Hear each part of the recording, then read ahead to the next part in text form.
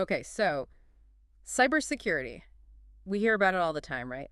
But have you ever stopped to think about what actually happens when, say, a company gets hacked? Yeah, it's kind of like you see the headlines, you hear the news, but do you ever really know what goes on behind the scenes to actually fix it? That's what we're looking at today. We're really going to deep dive into the world of cybersecurity workflows. And trust me, it's way more interesting than it sounds. We're talking about the actual nuts and bolts of how cybersecurity professionals, respond to these incidents, keep everything running smoothly. Right. Like, what are the actual steps they take? That's where workflows come in. They're like essentially the blueprints for handling security incidents, big or small. Workflows, it does sound kind of, I don't know. A little dry. Yeah, like a boring office term. But it's obviously important if it's like the backbone of how this whole industry operates, right? Oh, absolutely. Yeah. Think of it this way. Without workflows, responding to a cyber attack would be like Trina, build a house without any plans. Yeah, total chaos. Right. Just tools everywhere, people running around, workflows bring order to the chaos. So there are different types of workflows depending on the type of attack, Exactly. You've got your basic everyday threats.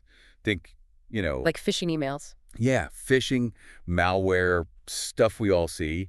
Those are usually handled with what we call simple process workflows. Yeah. Straightforward step by step. Okay, that makes sense.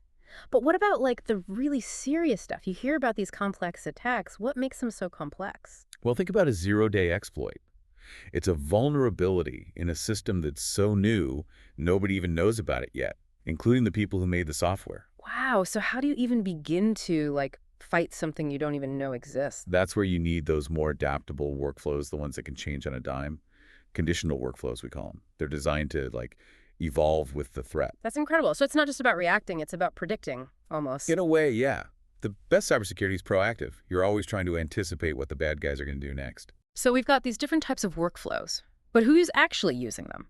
We hear a lot about security operations centers, SOCs. Right, the SOC. They're essentially the front line. Okay. Think of them like a 247 watchtower.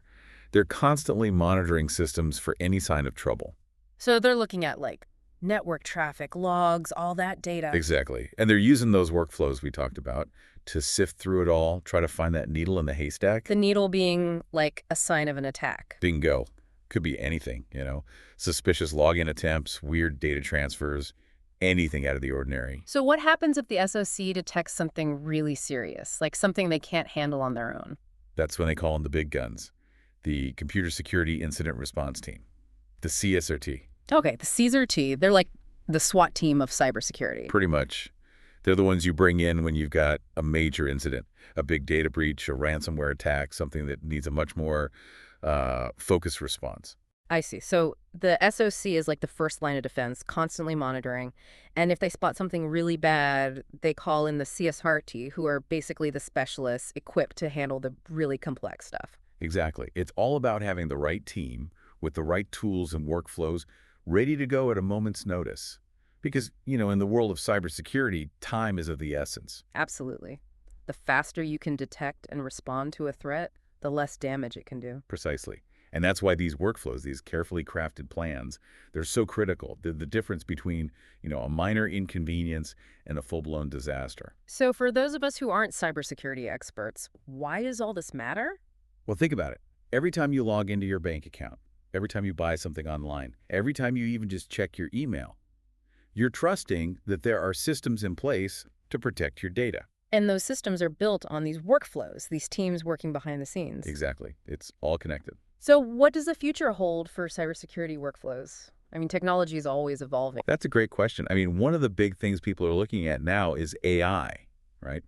Artificial intelligence. Oh, right. So using AI to like automate some of these processes. Exactly. Imagine a workflow that could actually learn and adapt on its own in real time as new threats emerge. That's the kind of thing that could really revolutionize the industry. That's incredible to think about, but also kind of scary, right? Like, how much autonomy do we want to give these systems? That's the million-dollar question, the balancing act. We want the power of AI, but we also need to make sure that humans are still in the loop, making the important decisions. It's definitely something to keep an eye on as this technology continues to develop. For sure. It'll be interesting to see how it all plays out. Well, I think that's a great place to wrap up. Yeah. Definitely a lot to think about. So next time you hear about cybersecurity, remember, there's a whole world of workflows and dedicated professionals working tirelessly behind the scenes to keep our digital lives safe. Absolutely. They're the unsung heroes of the digital age, for sure. Until next time.